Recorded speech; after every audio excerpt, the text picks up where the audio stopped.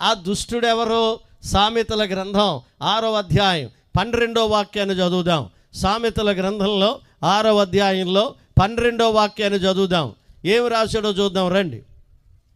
కుటిలమైన మాటలు పలుకువాడు పనికి మాలిన వాడును దుష్టుడునై ఉన్నాడు.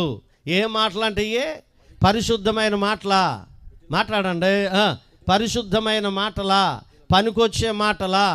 కాదు. ఏ మాటలట? కుటిలమైన మాటలు. ఏమండి? కపటముతో కూడిన మాటలు.